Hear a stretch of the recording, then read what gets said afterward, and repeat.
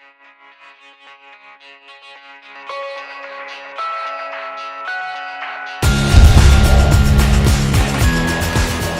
and welcome to Movie Flicks Reviews. I'm your host Adam Brown. Now today I'm going to review Batman vs Superman Dawn of Justice, the Ultimate Cut.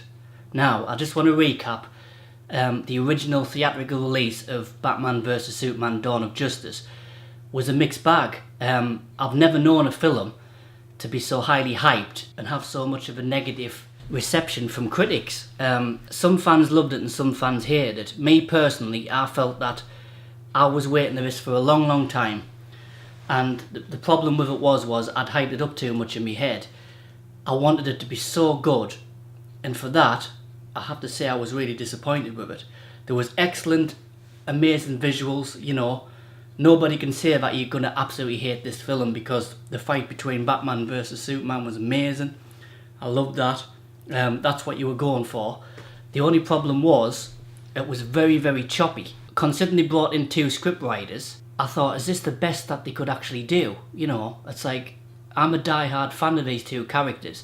This film could have done $1 billion at the box office, but it was a really weak plot. The script writers got the blame for it. Zack Snyder got the blame for it as well, because they were basically saying that he was unfit as a director to handle the DC cinematic universe. A lot of people thought that Man of Steel, which I thought was excellent, was a fluke, and he couldn't continue it because Batman vs Superman was such a mess. And I agreed with that. Then they announced Batman vs Superman the Ultimate Cut. This film is night and day. The original theatrical release was very Batman orientated. Now obviously, you know, they played the safe card because Batman gets more bums on seats at the box office. He's got a better box office track record than the Man of Steel has. So I sort of get where they were coming from, that, you know, they played it safe, which is fair enough. However, this was also a sequel to the Man of Steel. Now I wanted Superman to have his own sequel and then meet Batman. That's the way I thought they should have done it. That's the way that I still think they should have done it. However, the cinematic version of Batman vs Superman that was released in theatres was a Batman film with Superman in it. The Ultimate Edition is a Superman film with Batman in it. I kid you not. It's so different, you know, and you suddenly realise when you watch this film, the film is not as bad as what the cinematic version was. It's really improved. There's a lot more subplot, but it improves the film. Where I thought the scriptwriting was really bad, as did many other fans, it wasn't the scriptwriter's fault at all. The film had been heavily cut to keep it under a certain running time. In other words, and it's happened before on superhero movies, the studio got involved and told the director to cut half an hour of this film down. They felt that it was too long, and at the end of the day, film studios are just thinking about money, right? The more showings you get per day, the more money the film will make, and 3 hours was limiting, you know, the film to only a certain amount of showings per day. Studios tend to interfere with directors, and they should just let the director do the job. Zack Snyder got, you know, brought over the coals for ballsing up this film, and he hadn't. If you watch the Ultimate Cut, it's half an hour longer, so it's 3 hours, and yet it goes over quicker. Now you're probably thinking, Adam, that makes no sense. Well, let us explain. Because the film flows so much better, it doesn't drag.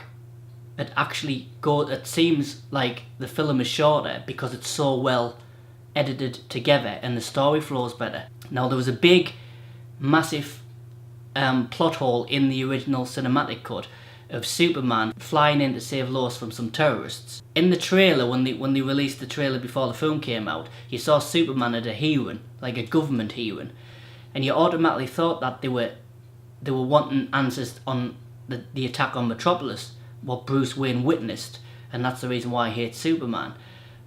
But then you found out it was because of him saving the terrorists, and what happened was he was framed for killing certain terrorists in that country, and it made it out in the cinematic version that he'd shot them. And I was thinking, well, why would anyone think that Superman needs a gun to kill anybody? In the Ultimate Cut version, the bodies actually get burned by Lex Luthor's henchmen, so obviously they assume that he's used his heat vision, and Lex Luthor's been the puppet master behind the scenes, and he's been sort of like trying to get the public against Superman, so setting this up makes him look like he interferes with other countries' politics and other countries' problems, and that's what America is trying to decide. What do we need Superman to do? You know, there's an alien visitor from another planet. He saved us from an invasion of his own people. He says he's here to help. Can we trust him? If we can, do we want him to help? And this is what the government are trying to say. Like, they want the say-so, the overall say-so on whether he will intervene in different countries' problems, because technically he's lived in America all his life. He was obviously raised on a farm in Kansas. And I love that element to it. It explains so much more. Now, one thing that I hated about the original cinematic cut, and I still hate about this cut, is Lex Luthor. It's the worst casting of a brilliant adversary for the Man of Steel. I mean, Lex Luthor is, you know, let's face it, he's one of the best villains that Superman's ever faced. Superman's got a lot of villains in the comics that can go head to head with him in a fight. Lex Luthor's just a man, but it's his intellect, you know, and that's one thing, he's always one step ahead of Superman. Superman's got the strength, Lex Luthor's got the intellect, and trying to keep on top of what Lex Luthor's up to, Superman's always sort of found that incredibly hard. And that's been like that over the whole 75 years of the character's life so far. Now, I'm all for trying to play a character in a different way, as long as you get the core element of a character right, and they just didn't do this with Jesse Eisenberg. It was absolutely appalling. He was over the top. He was more like the Joker. Thank God in the Ultimate Cut he didn't have any more screen time, other than the odd line that was cut down and re-added. But it just doesn't work. We have found out that now he's going to appear in the Justice League, which is even more bad news, because if you've seen the film, he's called Alexander Luthor, and in the comics Alexander Luthor was Lex Luthor's son, and he mentions his dad a few times, and I just thought this is the perfect chance. He was a load of rubbish, this guy.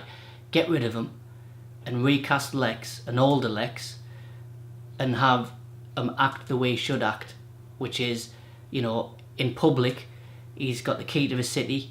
He donates a lot of money to help rebuild Metropolis after the attack by Zod and the other Kryptonians.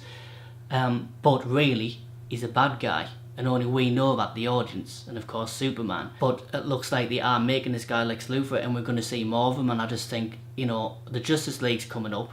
Lex Luthor does work with some of the Justice League's rogues gallery, and sometimes he's part of the threat. And he's got some really good stories in that context, and we're going to be stuck with Jesse Eisenberg. So I'm really disappointed that they're not listening to fans and just using the real Lex Luthor and recasting. So that's really, really disappointing. Ben Affleck, I think, is the best to date Batman on screen that we've had. He's more comic accurate. He looks like a better Bruce Wayne. A lot of people have made assumptions that he was based on, obviously, The Dark Knight Returns. Jim Lee's version of Batman, the sort of face, dark, brooding, big chisel jaw, small pointy ears on the cowl, and also the Batman animated series. I do think that Bruce Wayne, or rather Ben Affleck, looks like the animated series version of Bruce Wayne. I think he looks amazing. I do like that they've gone with an older character, because Ben Affleck still looks quite good for his age, and they've obviously made him look a lot older than what he really is. To make him look a bit more jaded. A lot of people had a problem with Batman killing in the movie. I didn't, because it came full circle. At the end, when Superman sacrificed himself to save the city, it sort of pulled Batman back. You know, he almost killed Superman, and then Lois managed to get through to him just before he snapped. So he was on the brink. He was that far away from being the criminals that he puts away in Arkham Asylum. And I love that. And then Superman's brought him back from the edge, basically. So now he's not gonna kill. You've got to remember, this Batman's had Robin killed by the Joker. So, you know, come on. He has seen a lot of grief, not just with his parents, but in his crime fighting years in his earlier life. And I think he was at the end of his tether, and I loved the way Ben Affleck played that part. I thought it was excellent. Henry Cavill was brilliant as Superman. The only thing that people criticise, that doesn't really bother me, but I can see people's point, is that he's a brooding Superman. You know, he's not like, hey, look up in the sky, there's Superman, and everyone's in awe of him because people aren't too sure about him. Now, I do like that realistic element. I mean, come on, think about it. If an alien visitor, the first ever proof that we are not alone in the universe, came down, his people attacked us, he saved us, but would you believe that that was real, or was that put up so he could invade secretly on his own? If he went rogue, how would he be stopped? He's a pretty powerful guy. And you wouldn't just, like, the police wouldn't just say, alright, great Superman, you handle it. We'll just, we'll just clock off an hour early because you can go and stop the bank robbers or the threat or whatever. You wouldn't do that. You would still question this guy's motives. Like, is there someone really that good in the world? And should we let our guard down and trust him? And I love that. Now, the thing is, a lot of people still say, hopefully we'll get the Superman that we all know and love. Now, the thing is, spoilers, he gets killed, obviously, by Doomsday at the end. Originally, in the cinematic version, I thought that was too soon. I really did. I thought, what did we kill Superman off in his second movie? We should have built up to this a little bit. However, if they're clever about it, and I said this a long time ago, I think there was a chance that he would die. This is before I'd even seen the cinematic cut. In the comics, in the death of Superman, the Justice League were already formed. He'd already served with the Justice League on, various missions. And then when he died, the Justice League found it hard filling the void that he left, because obviously he was one of the most powerful metahumans out there. Well, rather aliens. They're trying to do it in a different way, and I get it now. When you watch the Ultimate Cut, it's a lot more. It's a lot more sad when he does kill himself. When he sacrifices himself to save the city, and then the whole city realizes he was a hero when it was too late. Now, I do really, really like that element. I was well impressed with that. I think if they keep him out the Justice League for most of the film, at least till the third act, well, the mainstream audience who haven't read the comics and don't know that he is going to be resurrected, I think what happened in the comics was they kept him out of the comics for 6 months, and people really thought he wasn't coming back. If they do that in the film, where you have nearly a full Justice League film before he comes back, I think a lot of mainstream moviegoers is going to really think that they killed the character off, and I do like that idea. You saw more of Clark Kent reporting, so he was obviously investigating Batman, because there was no reason in the original cut why he hated Batman and why he wanted to remove him. And with this, it really does. Does the Ultimate Cut of Batman vs Superman improve the cinematic version? Definitely. I like this film a lot more. In fact, this is the only version of the film that I would watch from now on. I will not touch the cinematic cut ever again. This is a far superior film. And apart from Jesse Eisenberg, and a little bit of, both heroes' mothers' names as Martha, and that's why they sort of stopped fighting, was a bit pants really, wasn't it? Come on. Apart from that, it's an extremely well-written film, and it was always there. Studios need to stop interfering. You've hired a director to do a job, and most of the time a director knows what they're doing. Zack Snyder's proved that we can do a second film with Superman in and have it still be pretty good. And he was blamed for not getting it right because of the heavy editing, and it sort of backfired on Warner Brothers. They wanted more bums on seats and more showings in a day. It backfired, and now people are raving about the Ultimate Cut. A lot of people didn't like how Batman vs Superman was really dark and not very uplifting. The Justice League trailer's just come out, and that looks like it's got a lot more jokes, and it looks a lot more, light-hearted. If fans shout loud enough that they're not happy with something, it seems like the movie studios do listen. If the Ultimate Cut hadn't ever been released and we were stuck with a cinematic cut, it still wasn't beyond redemption. Warner Brothers have this really bad knee-jerk reaction where if a film doesn't do very well, they start getting cold feet. Now, they've already plotted release dates for DC cinematic movies. The next one up, Suicide Squad, and then next year's Justice League and Wonder Woman. But they usually shit themselves and then just cancel the films. They are seeing it through this time, because Batman vs Superman, the cinematic cut, it wasn't a flop, it just didn't do Dark Knight numbers, and it was because of the heavy cutting. So I hope that the studio keeps the nose out and just lets Zack Snyder do what he does best, which is make a film and direct it. This happened in Spider-Man 3 with Sam Raimi. That's the reason why that film was really, really bad. So that's my review of Batman vs Superman, Dawn of Justice, the Ultimate Cut. What did you think? Comment below if you agree with some of my points. Did you prefer it? Did it not improve the film at all? Do you just wish that we'd got a better film, full stop? Do you think it was worse than the cinematic cut, with it being longer? Did it flow as quickly for you as it did for me?